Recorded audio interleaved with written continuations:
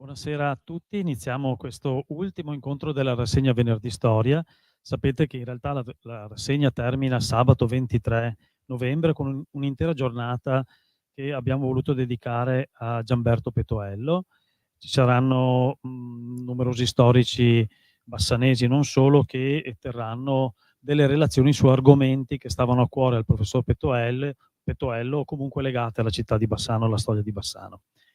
Prima di presentare il nostro ospite, volevo segnalarvi 2 iniziative che la biblioteca propone. Una domani sera in biblioteca ed è un incontro dedicato a Marco Polo e il viaggio in Oriente, in occasione di una mostra che la biblioteca ha allestito proprio su questo tema. Sarà con noi il professor Francesco Mezzalira che presenterà il suo libro Storia naturale del viaggio di Marco Polo in Oriente, ore 17:30. E poi venerdì prende avvio la tradizionale rassegna letteraria che la biblioteca propone a fine anno e quest'anno la dedichiamo a 5 scrittori anglo-americani. Partiamo appunto venerdì questo con un incontro dedicato a Joseph Conrad con la presenza di Giuseppe Mendicino e poi il programma lo trovate sulle sedie, proseguirà fino al 6 dicembre. Abbiamo con noi stasera appunto Marcello Flores, doveva esserci anche Mimmo Franzinelli che però è in Uruguay.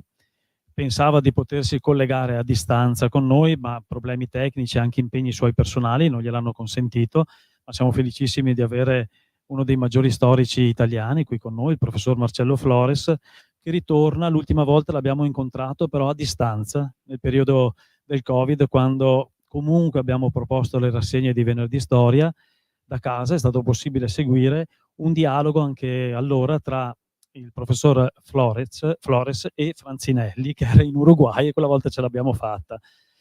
ad avere il doppio collegamento. Non ha bisogno sicuramente di grandi presentazioni il professore. Vi leggo un profilo biografico che trovate nel risvolto di copertina del libro di cui parleremo stasera, che è disponibile anche all'ingresso della biblioteca per la vendita. Allora, Marcello Flores, vi leggo, studioso dei totalitarismi, dei genocidi, dei diritti umani, ha insegnato storia comparata e storia dei diritti umani all'Università di Siena, dove ha diretto il master in studi sui diritti umani e i genocidi. Tra le sue ultime pubblicazioni ricordiamo Storia della Resistenza, Perché il fascismo è nato in Italia, Il mondo contemporaneo 1945-2020, Il genocidio del 2021. E stasera cercherà di raccontarci quello che è scritto in questo volume di 800 pagine. Sicuramente in un'ora non sarà possibile sviscerare tutti i temi, però sarà un percorso nella storia d'Italia dal 45 in poi, attraverso alcuni fatti, alcuni conflitti tra poteri che hanno segnato la nostra storia. Tema questo di straordinaria attualità, insomma. Vediamo quanto il dibattito tra politica e magistratura sia vivace anche nei nostri giorni. Io lascerei la parola al professore. Sapete che come al solito alla fine ci sarà spazio per alcune domande. Grazie. Grazie,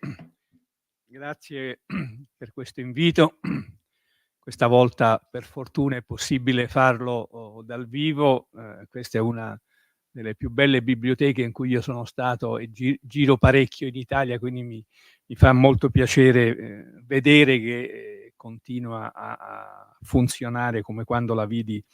la prima volta. Questo libro è nato da un'esigenza che Franzinelli e io avevamo e che era duplice in qualche modo. Entrambi ci eravamo occupati in tempi diversi e con modalità anche diverse sulla giustizia negli anni tra la fine della guerra e l'inizio della Repubblica, il periodo della transizione dal fascismo alla democrazia. Poi avevamo fatto tante altre cose diverse, ma questo problema della giustizia e di come essa si rapportava alla politica era diventato poi negli ultimi anni, anzi negli ultimi decenni, un problema quasi quotidiano. Possiamo dire che dalla fine del secolo scorso, cioè da quando Berlusconi diventa una figura preminente del mondo politico, il conflitto tra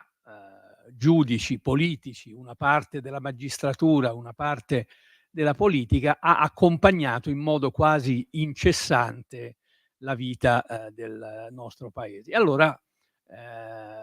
ci siamo domandati se non valeva la pena cercare di ricostruire un po' questa storia, perché non sembrasse che tutta la storia, anche passata, fosse caratterizzata da quello che era stato lo scontro degli ultimi anni. Lo scontro che, come sapete quanto me, perché leggiamo tutti i giornali e ascoltiamo le stesse notizie, continua ancora adesso, forse con delle caratteristiche un po' diverse. Gli osservatori hanno fatto notare che mentre nel caso di Berlusconi era presente un elemento di autodifesa da accuse che riguardavano la sua persona, il suo operato, eccetera, oggi invece non c'è nulla di tutto questo nei confronti del capo del governo e del governo stesso, c'è invece una idea di riforma della giustizia che va in una certa direzione. Ecco, forse seguire l'iter storico permette di comprendere come le cose a volte sono simili, ma spesso sono anche cambiate. Come abbiamo cercato di raccontare questa storia? Abbiamo diviso i capitoli in decenni, grosso modo, dal 45 al 55, dal 55 al 65, poi a un certo punto dal 95 invece abbiam fatto tutta una carrellata fino a oggi, o meglio a ieri, perché il libro è uscito qualche mese fa, però siamo arrivati, insomma, abbastanza alla vita recente di questo conflitto, e abbiam deciso in una prima parte di questi capitoli di raccontare questo conflitto tra politica e magistratura, vale a dire le discussioni in Parlamento, le riforme che venivano fatte, a partire da quella fondamentale dell'epoca dell'Assemblea Costituente e della Costituzione, e una seconda parte del capitolo dedicata invece a una serie di processi raccontati in modo abbastanza esteso, processi che ci sembrava, scelti tra i tanti possibili, che potessero raccontare l'Italia, raccontare non solo il rapporto tra giudici e politici, ma raccontare anche la società italiana che stava cambiando, quanto di questi cambiamenti il mondo della giustizia e il mondo della politica riusciva a seguire, a tener conto, a soddisfare, e quindi è anche questo libro un po' un racconto di una trentina di grandi processi che hanno fatto la storia dell'Italia repubblicana e che accompagna quello del conflitto. Ora, quali sono gli aspetti principali? Vado un po' molto rapidamente. Il primo decennio da che cosa è caratterizzato? Beh, è caratterizzato dal fatto che la magistratura è l'istituzione che in qualche modo conosce la maggiore continuità con il fascismo. Non che non ci siano giudici, magistrati antifascisti, intanto perché sono rimmessi nelle file della magistratura quelli che ne erano stati cacciati durante il fascismo. Però sostanzialmente la struttura complessiva della magistratura è quella dei giudici che non solo si sono formati, ma hanno fatto carriera durante il fascismo. E a parte pochi casi che verranno estromessi,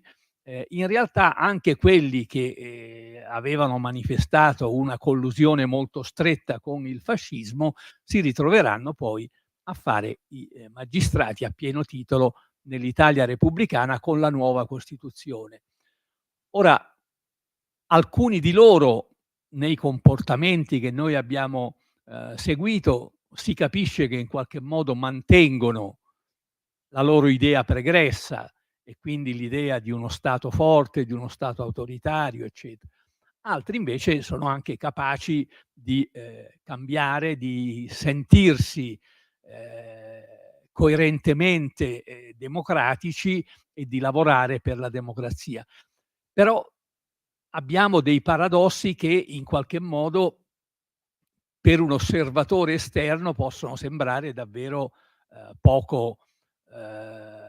chiari, poco limpidi per una democrazia nuova come quella che l'Italia stava diventando nel dopoguerra. Per esempio, la Corte Costituzionale, che non viene messa subito in funzione, la Corte Costituzionale dovrà aspettare, dopo la promulgazione della Costituzione, 8 anni per entrare in funzione, perché ci sono ostacoli sia politici ma anche da parte dei vertici della magistratura, la Corte di Cassazione, perché la Corte di Cassazione in realtà dal 44, ma sicuramente anche dopo la Costituzione, dal 48 fino al 56, fa le veci di una Corte Costituzionale, cioè la Corte di Cassazione che decide tutto quanto quando c'è qualche dissidio, qualche cosa da dirimere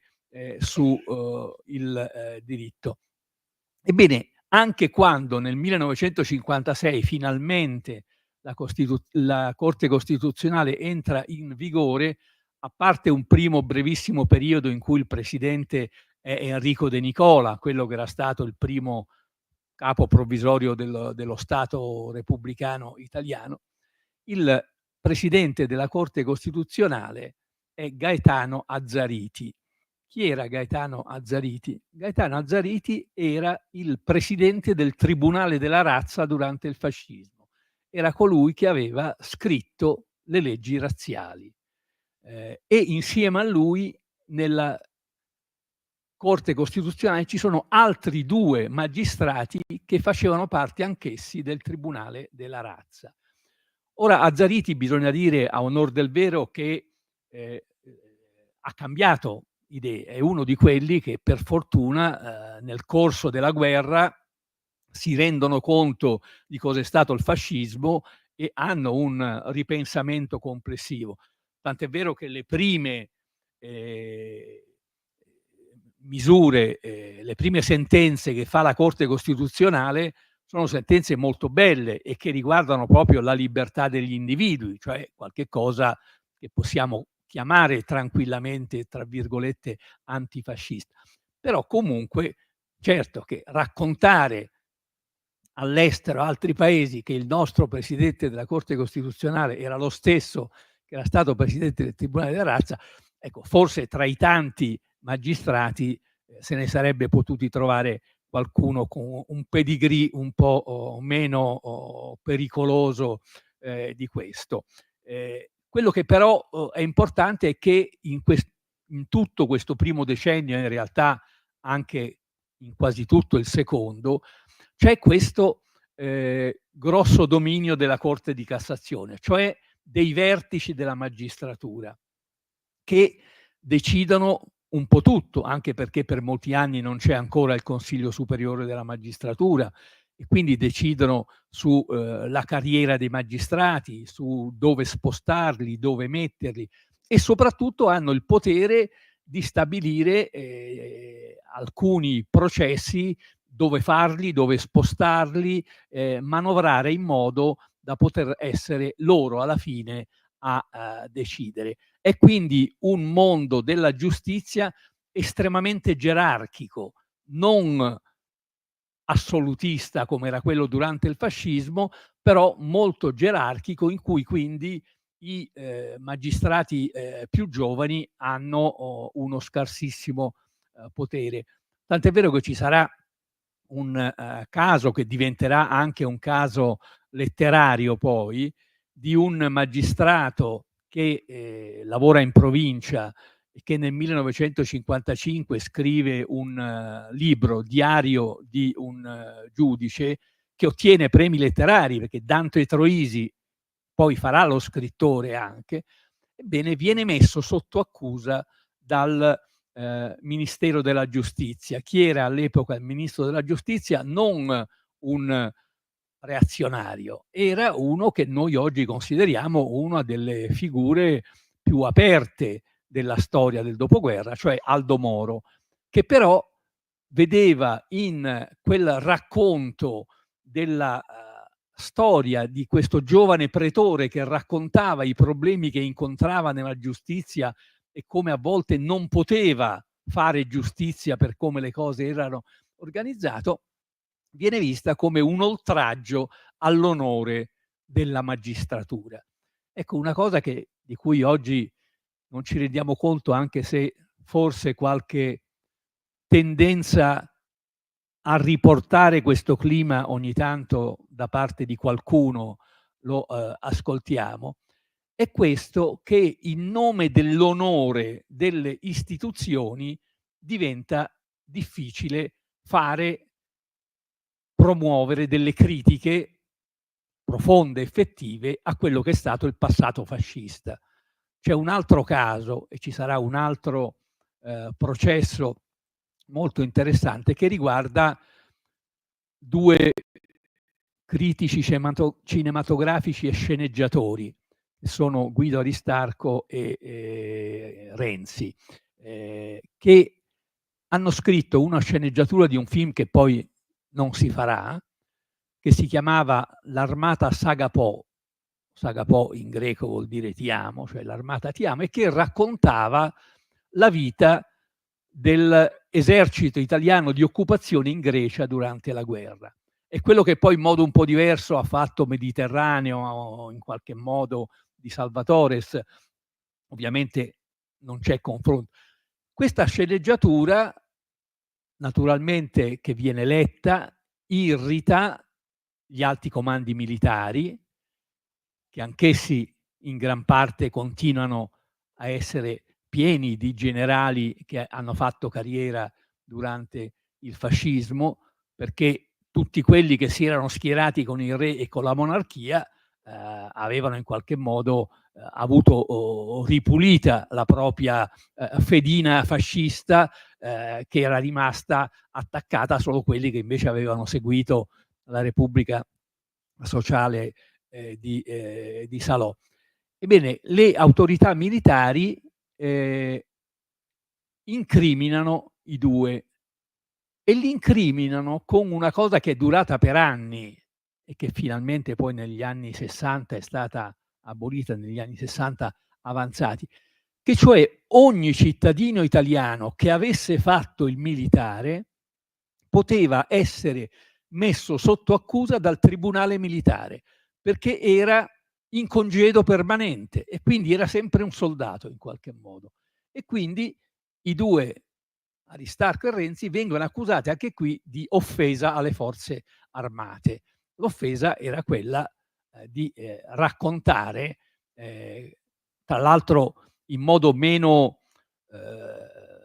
profondo, meno duro di quello che poi noi sappiamo adesso dalle ricerche storiche sia stato il comportamento dell'esercito italiano in Grecia. Eppure vennero messi in prigione per questo. Ecco quindi che attraverso i processi che noi raccontiamo cerchiamo anche di capire e dimostrare come ci sia nel conflitto tra giudici e politica, che in questo caso però, come in quello di Dante Troisi, vedeva i vertici della magistratura e i vertici della politica d'accordo, concordi nella loro posizione, perché questo è quello che caratterizza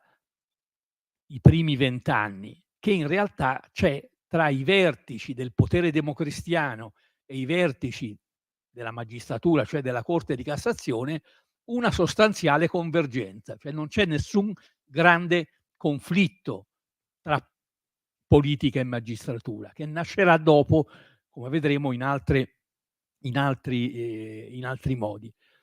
E ci sono però anche già dei primi processi che hanno dei connotati politici. Ora vedo che qui c'è qualche giovane giovanissimo, ma altri sono un po' più avanti con l'età, e quindi qualcuno forse si ricorderà, forse non siete anziani come me, ma io me lo ricordo anche se ero piccolo, per esempio il processo Montesi, il caso Montesi. Il caso Montesi è un primo caso in cui la morte, presumibilmente una morte dovuta a un festino a base di droga finito male di una giovane ragazza, vede coinvolti dei personaggi che hanno degli addentellati politici. Il personaggio in questione è un musicista famoso, Leone Piccioni, il cui padre però è uno dei grandi, è il numero 2 all'epoca della Democrazia Cristiana in qualche modo, subito dopo De Gasperi, e quindi la lotta all'interno della Democrazia Cristiana utilizza in qualche modo e sfrutta questo avvenimento di cronaca per colpire, e quindi ci sono in mezzo il questore, il prefetto, la polizia, le opposizioni naturalmente, e la politica si ritrova già da subito in qualche modo in mezzo al campo dei processi, anche se in una forma molto indiretta. Rispetto a questo processo, il processo Montesi, noi siamo riusciti a trovare un giornalista che lo racconta in modo più ampio e più lungo, e che è veramente una lettura straordinaria di quel processo e di quel clima, perché quel giornalista era l'inviato di un giornale, di un quotidiano di Bogotà della Colombia, ed era niente meno che Gabriel García Márquez, che quindi racconta il processo Montesi, poi lo raccoglierà insieme ad altre cose in un suo libro. È estremamente interessante vedere l'occhio di una persona che sta fuori e che però riesce a cogliere tutte queste prime dinamiche, in cui tra l'altro comincia a essere presente un altro protagonista indiretto ma fondamentale nella storia dei rapporti tra la politica e la giustizia, e cioè la stampa, l'informazione, perché l'informazione è sempre più capace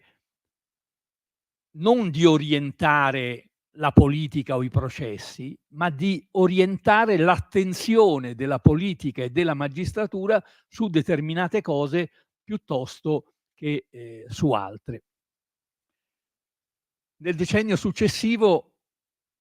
le cose cambiano, cominciano a cambiare negli anni '60, soprattutto nella seconda metà degli anni '60, non solo perché poi ci sarà, come sappiamo, il '68, tutti i movimenti di quell'epoca, ma perché cominciano a entrare nei primi anni, alla metà degli anni '60, intanto entrano in magistratura le donne nel 1963. Ora noi abbiamo una Costituzione del 48 che recita l'assoluta parità tra uomini e donne, però fino al 1963 le donne non possono fare le magistrate. Possono occuparsi, ma in modo subordinato, solo di qualcosa che riguarda la giustizia minorile, cioè i bambini, eccetera, ma non come giudici. Perché questo ritardo? Beh, noi raccontiamo il dibattito che c'è all'Assemblea Costituente, che è ecco, se noi proviamo a mettere quelle frasi che vengono dette da personaggi famosi, soprattutto democristiani, ma qualcuno anche dei partiti di sinistra, su perché le donne non devono entrare in magistratura, ci sembrerebbero cose dell'Ottocento, se non prima, e invece erano qualche cosa che nasceva mentre la Costituzione prendeva vigore, con disposizioni di tipo psicologico: le donne sono troppo emotive, le donne poi si possono innamorare dei criminali e quindi bisogna stare attenti, oltre che ovviamente al fatto e poi le donne, si sa, non sempre in tutto il mese sono capaci di essere ecco, insomma, avete capito. No, ma che questo sia discusso nell'Assemblea Costituente, con quindi una ricchezza di eloquio, per esempio uno che tra quelli che maggiormente si oppose a questo era quello che poi fu un presidente della Repubblica, cioè Giovanni Leone, che diceva che assolutamente non era possibile. E sarà quindi possibile solo nel 1963. Oggi, per fortuna, le donne sono in maggioranza come numero di magistrati, ma sono ancora una estrema minoranza nei vertici della magistratura. Noi abbiamo oggi, per la prima volta, una donna che è presidente della Corte di Cassazione, Margherita Cassano. Cioè, abbiamo dovuto aspettare 60 anni perché questo avvenisse. Quindi c'è già questo cambio dell'avvento e della presenza delle donne, e poi però c'è anche l'avvento e la presenza di quelli che hanno studiato non più sotto il fascismo, di quelli cioè che hanno cominciato a fare l'università giurisprudenza alla fine degli anni 40 e negli anni 50, e che all'inizio degli anni 60 entrano in magistratura e, per la logica gerarchica che ancora funziona molto bene, sono mandati in genere a fare i pretori in periferia. Ora la figura del pretore poi verrà tolta, no, verrà abbandonata, ma i pretori erano quelli che si occupavano dei cosiddetti reati minori, minori soprattutto dal punto di vista della pena che poteva essere errorata, ma erano minori fino a un certo punto. E ci sono soprattutto due grandi campi in cui i pretori riescono a lavorare: il diritto del lavoro, che viene totalmente rivoluzionato da questi pretori, e quello che chiamiamo il diritto dell'ambiente, il problema ambientale, ecologico, eccetera, che anche questo ha delle basi a partire dagli anni 60 e che poi esplode soprattutto negli anni 70. Bene, questi pretori, che poi verranno chiamati in modo un po' per condannarne la loro politicità, tra virgolette, pretori d'assalto, in realtà non assalivano nulla, cercavano solamente di mostrare come la legge e le leggi dovevano innanzitutto conformarsi alla Costituzione. Perché la grande battaglia che i magistrati, soprattutto quelli più giovani, fanno negli anni 60, che continuerà poi e che avrà un grande successo, perché alla fine diverrà un patrimonio di tutti, è quello che la Costituzione è quello che deve orientare l'azione della magistratura. La magistratura non deve obbedire alla legge nel senso stretto, vale a dire le singole leggi, anche perché il codice Rocco non è stato toccato, è ancora in funzione. L'Italia è piena di leggi fasciste o addirittura di leggi dell'epoca liberale, e quindi il problema è, siccome diventa difficile pensare di riscrivere completamente il codice penale, rivedere tutte le leggi, bisogna fare in modo che l'azione dei giudici metta continuamente a confronto le leggi che sono chiamati ad applicare con la Costituzione, e quando queste confliggono fare in modo che quindi le leggi vengano cambiate. E questo quindi è un grande momento di entusiasmo, anche possiamo dire, e di azione di queste leve giovani di magistrati che entrano in gran parte in magistratura nella seconda metà degli anni 60 e nei primi anni 70 e che saranno poi protagonisti di molte delle grandi inchieste che seguiranno successivamente.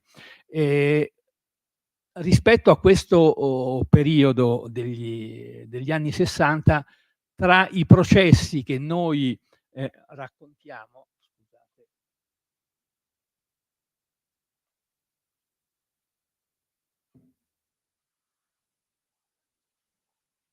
ce ne sono alcuni che ci sono sembrati significativi proprio del clima diverso che sta cambiando nel paese. Uno è il processo lungo che accompagnerà il disastro del Vajont e che sarà la dimostrazione purtroppo che avere dei bravi avvocati, Leone è uno di quelli, perché Leone difende la Sade, difende cioè i responsabili in qualche modo del Vajont, i loro legami politici, le leggi che sono non sempre chiare, il passaggio nei diversi gradi di giudizio, per cui quasi sempre si passa da una condanna in primo grado a una condanna minore in secondo grado e spesso in Cassazione a o un'assoluzione o quasi o un rifacimento dei processi, si arriva quindi a dimostrare come anche casi plateali come quello del Vajont di colpevolezza nella distruzione del territorio poi finissero in niente, dove quindi di nuovo il legame tra potere politico e potere giudiziario nei suoi vertici è estremamente chiaro, non c'è conflitto in quel momento tra i due vertici. Un altro che mostra quanto la magistratura e anche il potere politico fossero arretrati rispetto a un sentire che la società ormai ha sviluppato in modo diverso è il processo che c'è a Aldo Braibanti per plagio. Aldo Braibanti era un artista, era un poeta, ex partigiano, che era omosessuale e che viene accusato dal padre del suo compagno di plagio, una figura criminale che esisteva e che è esistita fino a qualche decennio fa, perché è durata fino agli anni 90, se non sbaglio, quando è stata poi abolita dal nostro codice, che voleva dire che c'era qualcuno capace di plagiare completamente una persona e metterlo sotto il proprio, sottometterlo psicologicamente. E questo processo sarà un processo famoso perché poi ci sarà molta della intelligenza dell'epoca, degli scrittori, dei registi, eccetera, che si muoveranno a favore di Braibanti, che sarà condannato e che passerà tempo in carcere. Nello stesso periodo viene condannato anche una figura totalmente diversa, ma anch'essa estranea alle logiche ortodosse del potere dell'epoca, cioè Don Milani, che viene accusato di istigare anche lui alla disobbedienza, perché aveva detto che si poteva coloro che erano chiamati a fare il servizio militare potevano decidere di non voler andare ad uccidere, e quindi l'obiezione di coscienza era vista però di nuovo dalle autorità militari come una cosa che si poteva condannare. Quindi, come vedete, ci sono tutta una serie di processi che ci fanno capire come negli anni 60, attorno alla metà degli anni 60, diciamo, la società italiana sta conoscendo un cambiamento enorme. Un altro processo è quello della giovane siciliana Franca Viola, che su cui poi sono stati fatti libri, film, documentari, eccetera, che per la prima volta rifiuta il matrimonio riparatore che non solo testimoniava la possibilità in alcune situazioni di controllo di dominio, in quel caso da parte degli ambienti mafiosi, ma di nuovo l'arretratezza delle leggi italiane che venivano che dovevano essere poi utilizzate dai magistrati, ma che finché non venivano cambiate dal Parlamento, cioè dalla politica, continuavano a funzionare. Su questo c'è anche un elemento in cui la stessa Corte Costituzionale dimostra di essere inizialmente particolarmente retriva, poi si correggerà. Nel 1961, in una importante sentenza, la Corte Costituzionale stabilisce che l'adulterio femminile è diverso da quello maschile. Mentre quello maschile fa parte del costume, quello femminile invece è estremamente negativo, perché rovina le famiglie e quindi le donne vanno colpite. Nel 1968, per fortuna, la Corte Costituzionale, formata ormai da altre persone e in un clima, come potete immaginare, ben diverso, prenderà invece una posizione di totale equiparazione, che però nello stesso tempo abbiamo ancora che si dovrà aspettare il 1981 perché venga escluso dal codice italiano il delitto d'onore. Delitto d'onore per cui se uno uccideva la moglie, la sorella, la figlia per motivi d'onore, e l'onore come era visto dai militari, qui è visto questa visione sessuofobica che accompagna purtroppo molto a lungo l'Italia fino agli anni 60 e un po' anche oltre, ricevevano di fatto una condanna a non più di 2-3 anni per un omicidio che era un omicidio volontario, un omicidio intenzionale. L'ultimo caso di delitto d'onore che si ha in Italia è il caso di un padre siciliano che per vendicare l'onore della figlia, studentessa all'università, uccide il professore di questa studentessa che secondo lui l'aveva disonorata. Poi naturalmente e verrà condannato appunto a 2 anni. Poi si verrà a sapere che in realtà questa studentessa aveva una storia con questo professore da tempo, ma che al momento non aveva avuto il coraggio di raccontarlo, e quindi era stata in qualche modo coinvolta anche lei nell'accusa, non nell'accusa, nella modalità con cui il padre aveva deciso di risolvere la questione. Sempre per rimanere in quest'ambito, che come vedete è uno di quelli dove maggiormente avvengono i cambiamenti e dove più lenti sono i ritardi della magistratura e della politica, anche se si cominciano a notare frizioni, è il processo che ci sarà a Milano ai giovani studenti che hanno scritto il giornaletto La Zanzara. La Zanzara era il giornale studentesco del liceo Parini. In uno di quei numeri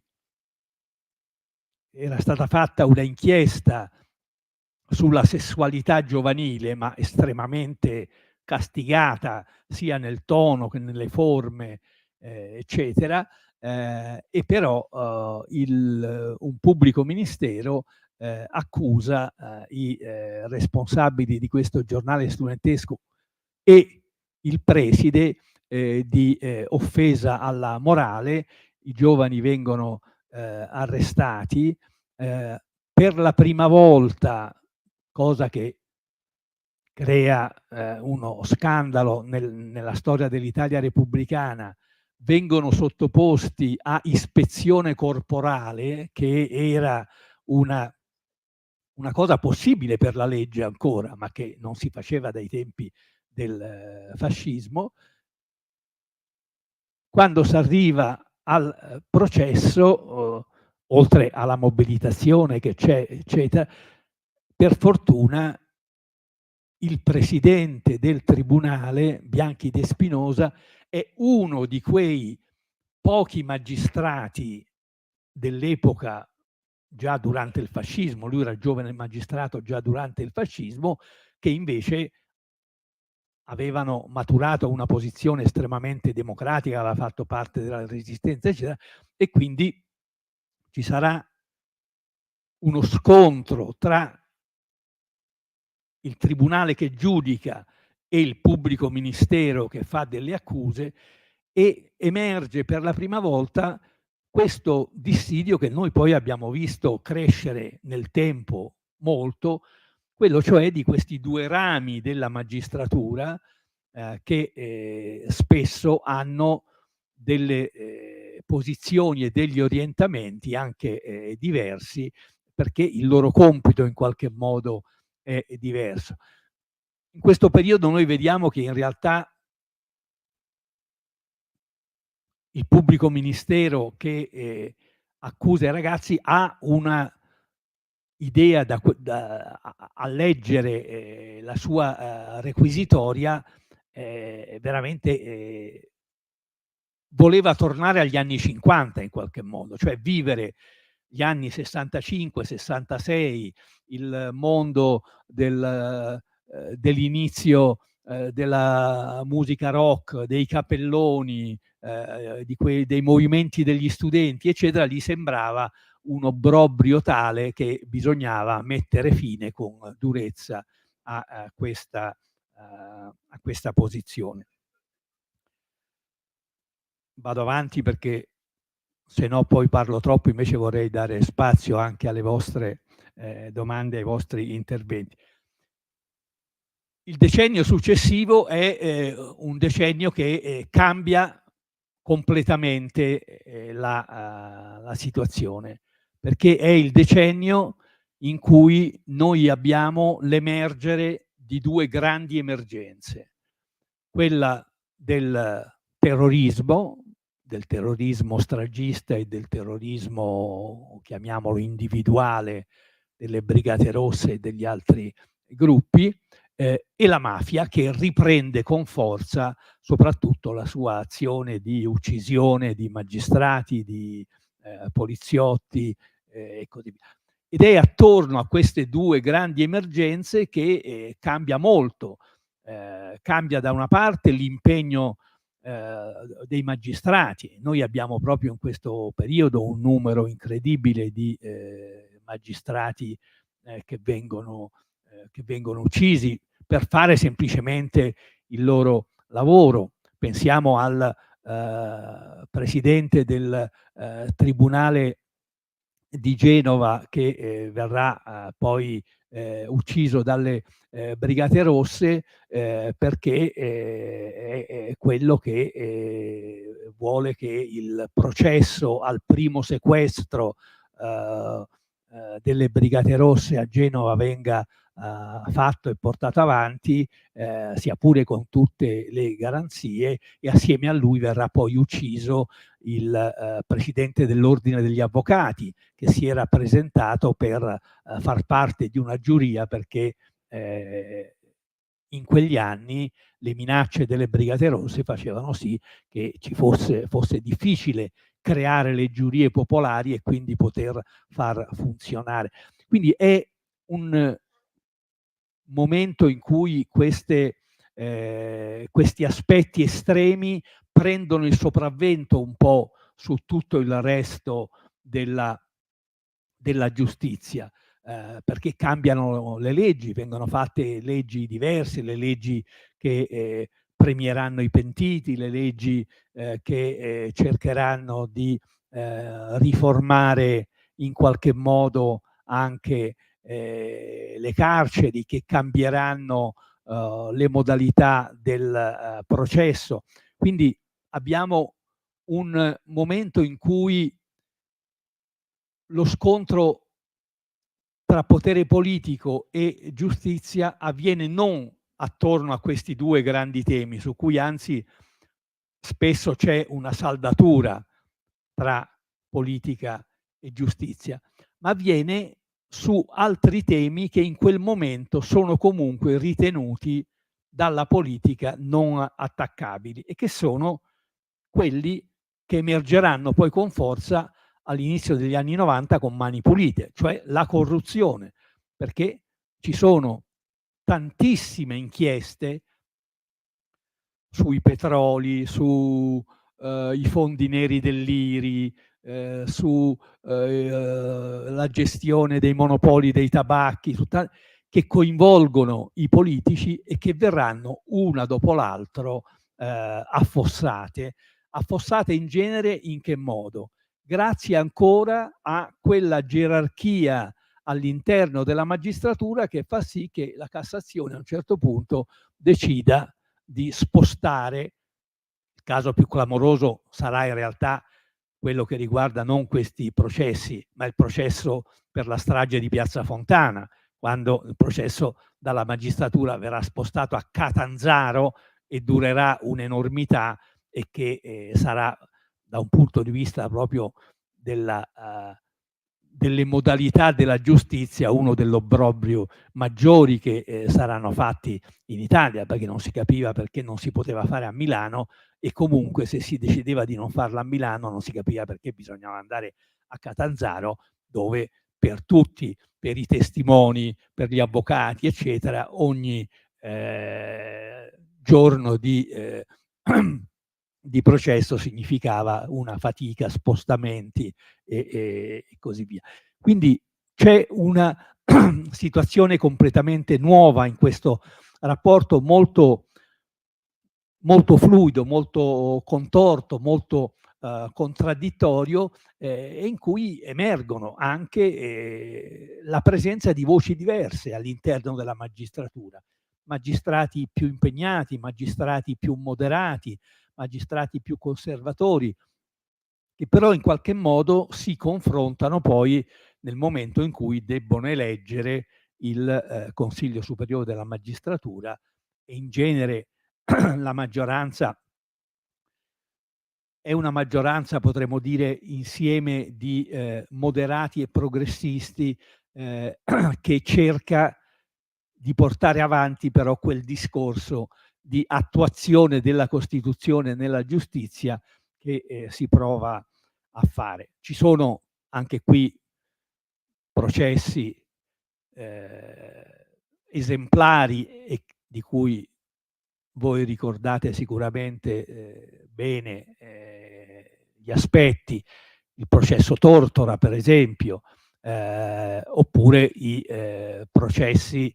che avranno un altro andamento invece che sono quelli che riguardano Gelli e la P2, che è uno di quei casi in cui il lavoro e la scoperta dei magistrati viene continuamente messa in discussione dall'accordo tra i vertici della magistratura e i vertici del potere politico che che vogliono in qualche modo poi non ci riusciranno, ma riusciranno a rimandare la conoscenza di quei fatti, perché ci sarà la commissione sulla P2, la commissione Anselmi, che ci metterà anni prima di poter raccogliere tutto il materiale, mentre quando i giudici che vanno a sequestrare le carte di Gelli vicino ad Arezzo, e che sono i giudici Turone e Colombo, trovano l'elenco degli aderenti alla P2, lì si trovano in una situazione perché in questi elenchi ci sono tutti i vertici militari, ci sono i vertici dei servizi segreti, ci sono un sacco di politici, ci sono anche 3-4 grandi magistrati, tra cui il vicepresidente del Consiglio Superiore della Magistratura. Devono andare a dire al governo: guardate che abbiamo trovato questo, perché coinvolge il governo, e devono andare a parlare con il segretario dell'allora Presidente del Consiglio Forlani, che era iscritto alla P2, e quindi in qualche modo di dirgli: guarda, devi dire al tuo capo che voi fate parte. Ecco, eppure l'incapacità, in questo caso soprattutto del potere politico, ma con la complicità dei vertici della magistratura, di rinviare, di non affrontare subito di peso questo, credo che sia uno dei motivi che porteranno poi più avanti a una esplosione che sarà inaspettata come quella di Mani Pulite. La mafia è un altro di quegli aspetti che il processo che viene fatto a Palermo da Falcone è un processo che era inimmaginabile qualche anno prima, che è frutto di un lavoro enorme di indagine che viene fatto, di uso sapiente dei pentiti e soprattutto del pentito principe, cioè Bascetta, ma del riscontro continuo di tutto quello che erano le informazioni che Buscetta aveva portato nella sua testimonianza, e che è accompagnato da violenza che colpirà poi lo stesso Falcone e Borsellino nel modo tragico che conosciamo. E qui però anche c'è un intreccio che spesso è stato dimenticato, di conflitti interni alla magistratura e tra la magistratura e la politica, perché Falcone fu di fatto isolato nella stessa magistratura quando gli alti gradi impedirono che diventasse il capo del pool di Palermo, preferendogli un vecchio magistrato che non si era mai occupato di mafia e che quindi non sapeva nulla, e che infatti smantellò rapidamente il lavoro che era stato fatto. E quell'isolamento spinse tra l'altro Falcone ad andare a lavorare al Ministero di Grazia e Giustizia con il ministro socialista Martelli, e verrà accusato a sua volta quindi di essere, tra virgolette, un servo del potere politico invece che un magistrato, tant'è vero che quando ci saranno poi, quando verrà ucciso e ci sarà la commemorazione dei magistrati sia a Palermo che a Milano, ci sarà solamente Ilda Boccassini che avrà il coraggio di dire: voi adesso lo piangete, ma fino a ieri tutti voi eravate contro di lui. Quindi la realtà di della forza dirompente della strategia criminale mafiosa ha degli effetti estremamente negativi anche nei rapporti complessivi che ci sono all'interno della magistratura e nei rapporti con la politica. E infine, ecco, direi che raccontare Mani Pulite è abbastanza inutile, perché avete tutti un ricordo, una consapevolezza di quello che è, tant'è vero che nell'ultimo capitolo noi i processi di cui raccontiamo e che sono significativi di quello che è l'ultimo periodo di cui ci occupiamo, è il processo per corruzione giudiziaria a Cesare Previti, che riguarda la grande corruzione dei giudici per il lodo Mondadori, la vendita e l'acquisto della Mondadori, il processo che ci sarà e che durerà anni per gli eventi del G8 di Genova, un caso clamoroso all'epoca, ma che poi è rimasto un po' nascosto, che è quello del sequestro del cittadino egiziano in Italia Abu Omar da parte della CIA, una cosa inconcepibile dal punto di vista giudiziario, in cui ci fu un giudice, Armando Spataro, che ininterrottamente continuò e ha cercato di portare a compimento questo processo, scontrandosi contro il silenzio del segreto di Stato frapposto da tutti i governi di destra e sinistra che non hanno mai voluto raccontare. E infine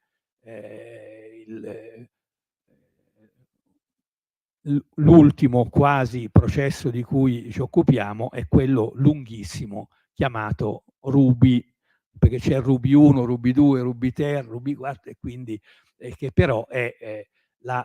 testimonianza in quel caso di come le accuse nei confronti di Berlusconi fossero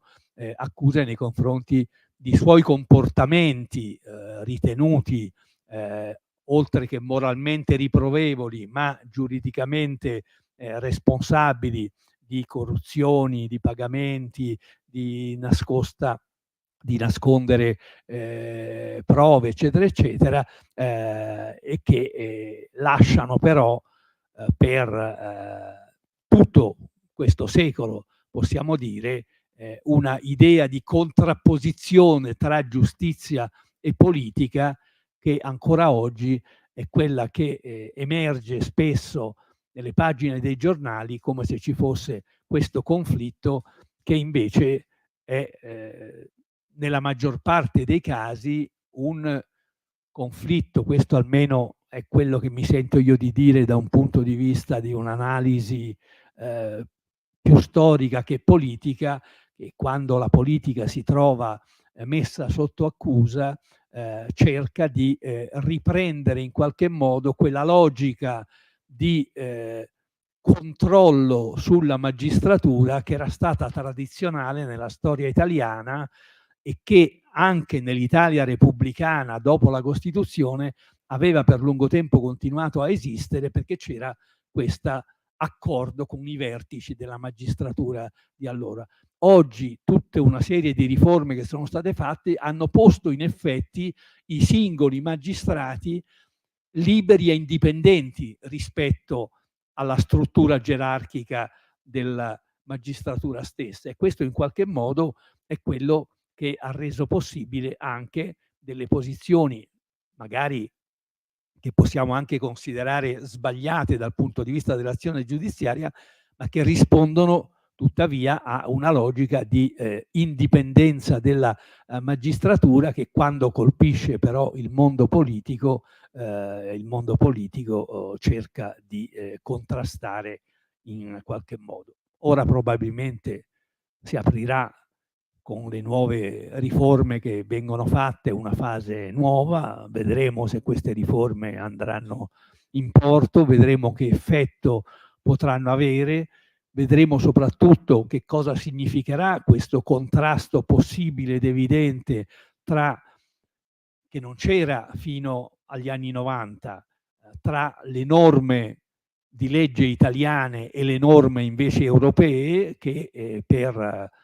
decisione unanime sono norme che valgono di più e a cui quindi la legislazione italiana si deve riuscire a adattare. Quindi il conflitto comunque continuerà sicuramente a restare. L'illusione di Montesquieu di poter avere una divisione di poteri come base della democrazia non si riesce ad avere, ma non solo in Italia, possiamo vedere anche quello che succede altrove, e questo è il limite e la debolezza della democrazia sicuramente. E però credo che il richiamarsi alla necessità di questa divisione dei poteri debba continuare a essere un aspetto importante per chi alla democrazia ci tiene. Grazie, e adesso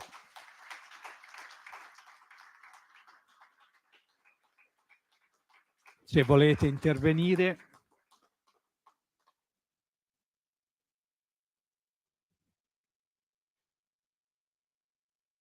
Se ci sono domande, porto il microfono.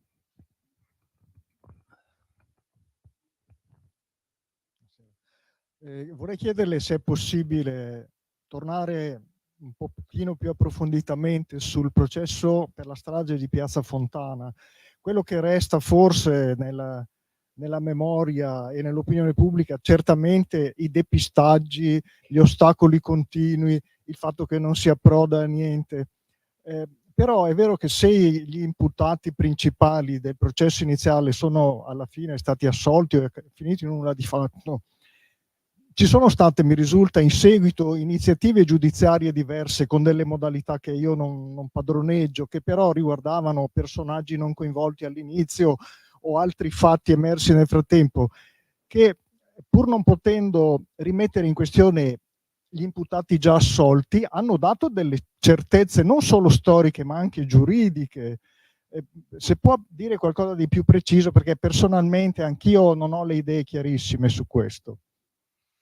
Sì, è esattamente così. Delle sentenze di questo secolo, che sono partite da una nuova inchiesta che il giudice Salvini di Milano aveva fatto,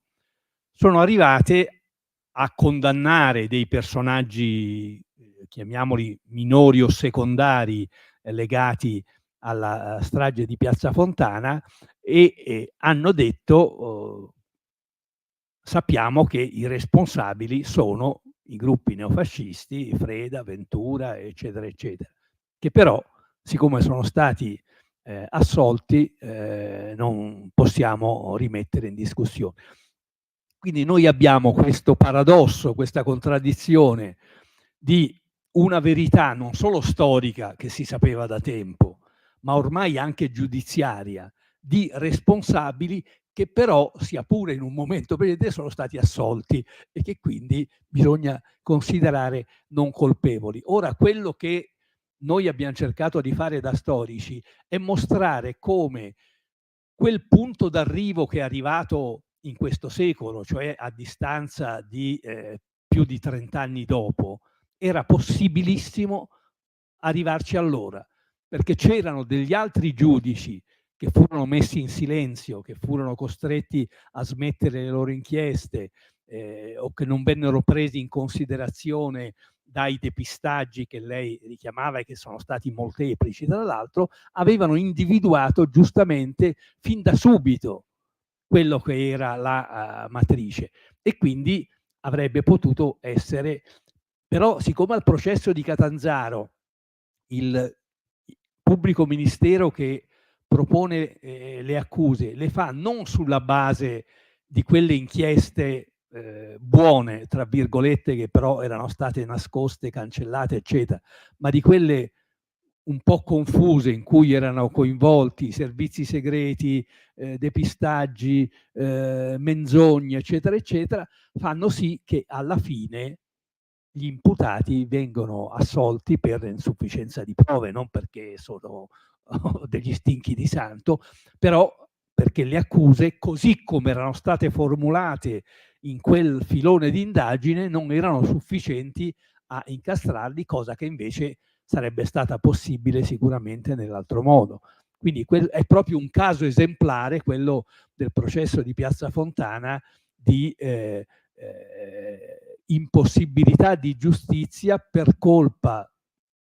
della politica in senso lato, ma in senso forte poi invece delle istituzioni, i servizi soprattutto, e anche di una parte della magistratura.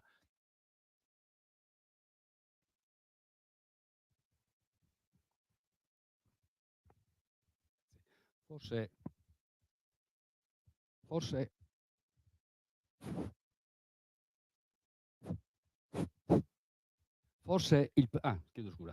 il primo caso di intervento di attori politici esterni, internazionali, in una vicenda italiana è stato Enrico Mattei, quando il suo jet si è fracassato a Bascapè nel 62, se ben ricordo, va bene, e tutto venne ripetutamente definito come uno sciagurato incidente. E quindi ci furono dei depistaggi evidenti con il testimone che prima dichiarò di aver visto l'aereo esplodere in volo e dopo ritrattò in modo inaccettabile, perché c'era una sua registrazione addirittura dell'intervista che aveva fornito. A un certo punto, mentre parlava, l'audio sparì. Si ricorda, non so se si ricorda. Ecco, ci volle il giudice Calia, se ben ricordo, 40 anni dopo, va bene, che facendo delle ricerche ritrovò la carcassa dell'aereo, va bene, verificò che in corrispondenza della leva che azionava praticamente il carrello di atterraggio c'erano tracce evidenti di esplosivo. Quindi le pressioni internazionali, chiaramente non fu un tragico incidente, fu un omicidio voluto per togliere di mezzo un elemento pericoloso, ostile alle 7 sorelle dell'epoca. Ecco, quindi è il primo caso questo di un intervento di delle potenze esterne in ambito nazionale che lei sappia, o ce ne sono verificati anche degli altri casi? Beh, in questo caso è un modo, anche se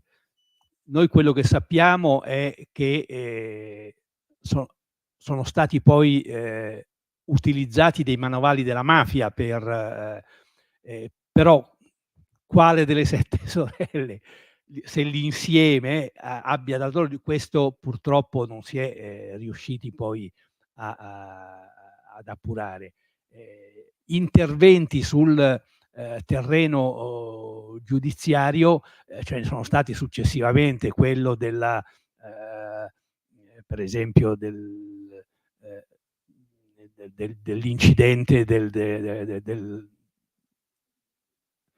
quello di Ustica. Beh, quello è il caso più clamoroso, perché lì in realtà il discorso del segreto di Stato utilizzato anche dal governo italiano ha fatto sì che in qualche modo il governo italiano fosse complice, poi pienamente complice del depistaggio. No, pensavo all'incidente del Cermis, in cui furono gli Stati Uniti che in qualche modo obbligarono a muoversi in un certo modo. Quindi questo è un aspetto che fa parte della guerra fredda, spesso in modi indiretti di pressione nei confronti della politica. Quello che è vero è che una parte delle risposte anche a quello che è stato il nostro lavoro, cioè i rapporti tra giustizia e politica, lo si ritrova in alcuni dei libri belli che sono usciti proprio recentemente sui servizi segreti, sui depistaggi che sono stati fatti e sui cosiddetti segreti che negli anni 70 e successivamente soprattutto sono stati quelli che hanno impedito spesso di far funzionare la giustizia e di far venire alla luce la verità in modo chiaro.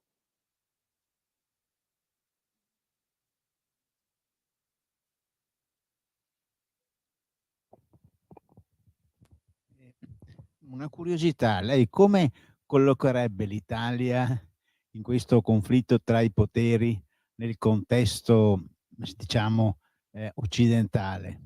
Cioè, però mi sembra di capire, se non vado errato, che in questi anni c'è stata un'evoluzione positiva partendo da una situazione di chiusura del fascismo. Però lei, rispetto alla Francia, alla Germania, all'Inghilterra, come ci collochiamo? Il cittadino se dovesse fare una classifica, come la metterebbe, insomma, ecco. Beh, è difficile fare una classifica e forse non ha neanche senso. Io credo che i problemi siano analoghi, non tanto in Gran Bretagna, perché lì c'è un sistema giudiziario completamente diverso, non c'è una Costituzione, le leggi hanno un ruolo diverso da quelle che hanno da noi, quindi c'è proprio un sistema secolarmente diverso dal nostro, quello della common law,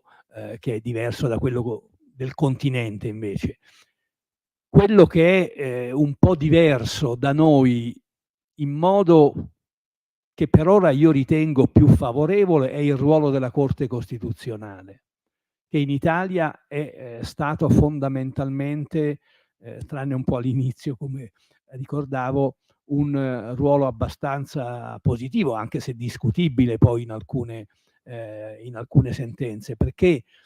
la formula che era stata scelta e che è quella che ancora funziona, di nominare i 15 membri in modo differenziato, 5 il Presidente della Repubblica, 5 il Parlamento, 5 la magistratura stessa, ha creato un'amalgama che in qualche modo è riuscito a funzionare. Ecco, se questo dovesse essere messo in discussione nei fatti, soprattutto per una preponderanza di qualcuno, eccetera, il rischio è di fare un po' come avviene a volte in Germania o in Francia, dove invece la pressione politica sulla Corte Costituzionale a volte è maggiore che da noi. Però un po' le questioni del conflitto tra la giustizia e la politica ci sono in Spagna, ci sono in Francia, e anche lì quando qualche politico è accusato di corruzione immediatamente c'è la tendenza a reagire. In tutti questi paesi il problema comunque del garantismo esiste, e il problema del garantismo è che il primo a mettere in discussione il garantismo paradossalmente è la libertà di stampa, che spesso fa di stampa in senso lato, che spesso poi sono le televisioni, che fa dei processi mediatici tali che poi hanno una forza maggiore di quella dei processi veri, che magari poi finiscono con una soluzione. Quindi questi sono i problemi comuni che in qualche modo abbiamo, che sono però ancora, mi sembra, più gestibili di quelli che noi vediamo per esempio oltre Atlantico, dove un condannato e un sottoprocesso in 3-4 processi può tranquillamente riuscire a ottenere di diventare presidente grazie a milioni di voti. Questo bisogna riconoscerlo in modo totalmente legittimo.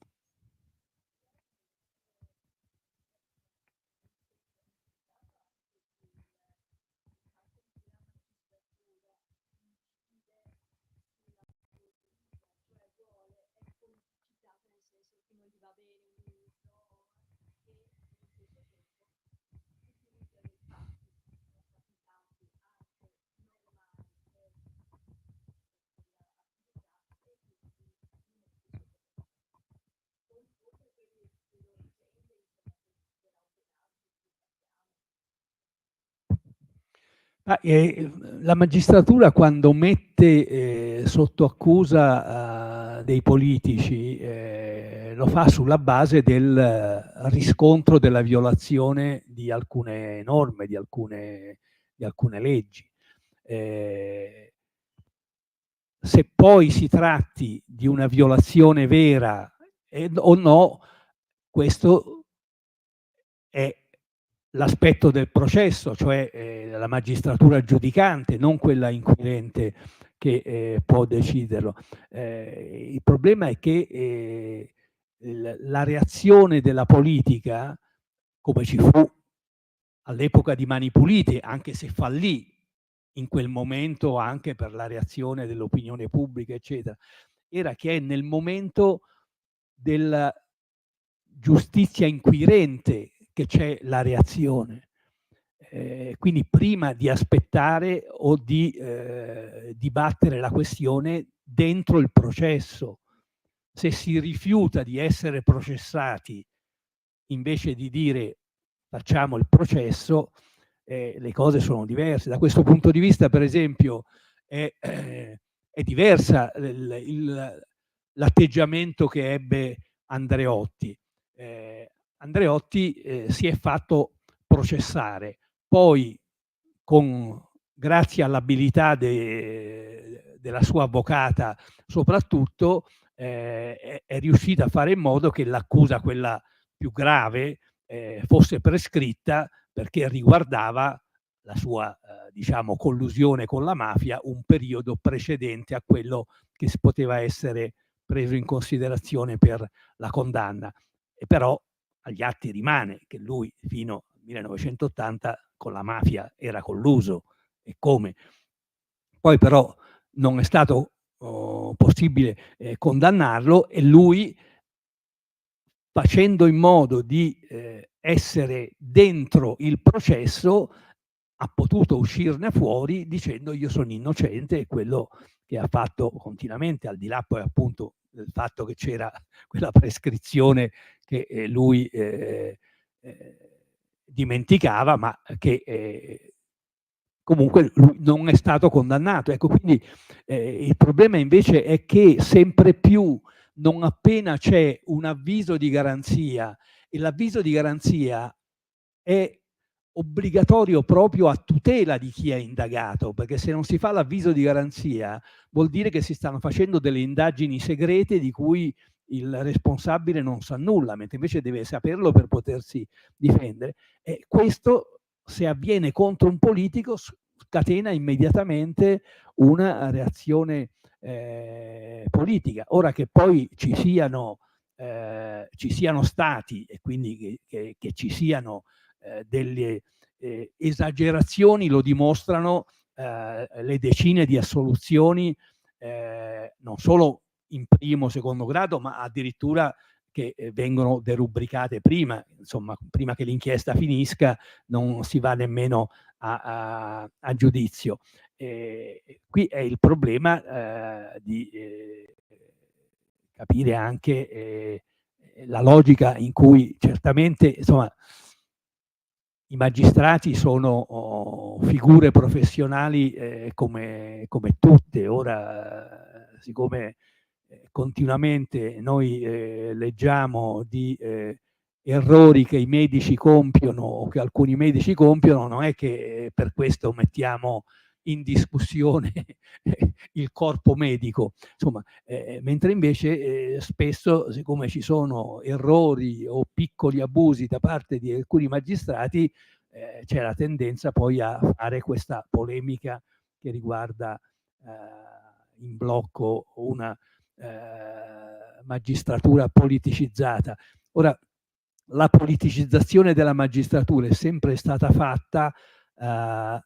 soprattutto sulla base, e lì ci sono anche divergenze di interpretazioni, di interpretare la Costituzione.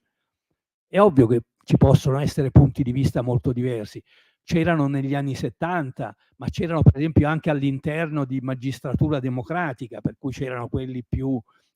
diciamo radicali e quelli più moderati, tant'è vero che poi si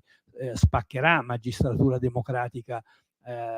all'epoca. Però un conto è farlo sulla base dei contenuti e quindi di poter discutere poi su quella base, un conto è invece solo sulla base del pregiudizio che qualche giudice si muova per motivi ideologici. Ora, i giudici che si stanno muovendo in questo periodo, per esempio, lo fanno su una base non solo inevitabile, ma minima, quella di dire: conta di più la legge italiana o la legge europea? È ovvio che non possono che chiedere questo alla giustizia europea. Non stanno dicendo nulla, non stanno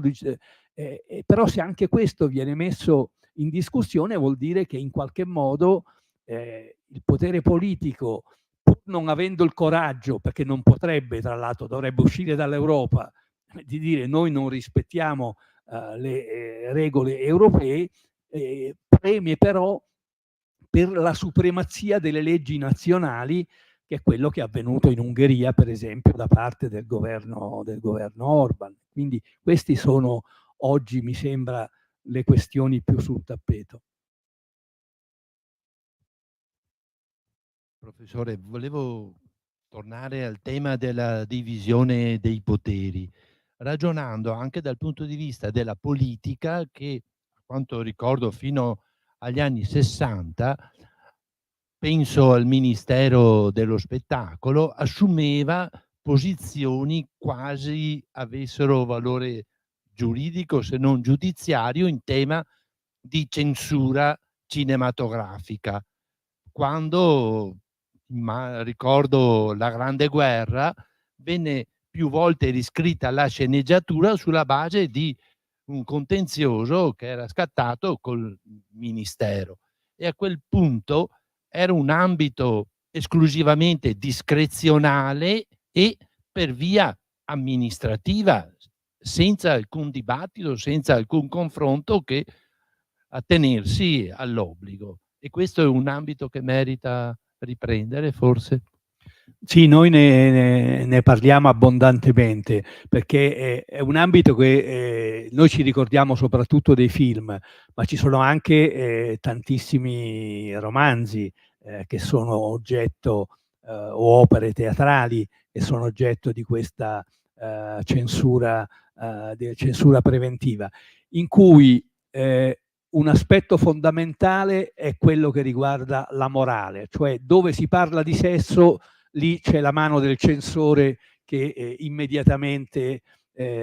colpisce. Quella è la cosa fondamentale. E l'altra erano queste offese di tipo istituzionali. Per esempio la proibizione che viene fatta alla rappresentazione teatrale del testo Il Vicario del tedesco Hochhuth, che raccontava in maniera magari discutibile, ma i silenzi di Pio XII rispetto alla Shoah e al massacro degli ebrei. Ecco, quindi, oppure però i drammi di Testori, che tra l'altro era un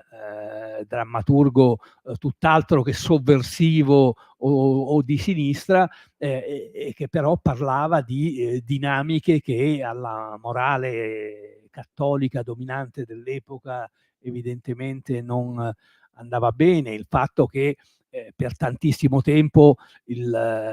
l'omosessualità non poteva neanche essere nominata, e così via. Quindi certamente questo è un aspetto molto forte. Ora, per quello che riguarda il cinema, siccome c'era questa censura attraverso cui dovevano passare i film, la maggior parte dei registi poi cedeva. Io mi ricordo, insomma, quando uscì Rocco e i suoi fratelli, chi lo vide all'epoca, c'erano delle scene nere perché erano state oscurate in fretta e furia, e però oggi è un film che per fortuna possiamo vedere di nuovo integro, perché poi le cose sono cambiate proprio da allora. Io direi che possiamo chiudere qui la serata ringraziando il professore. Grazie.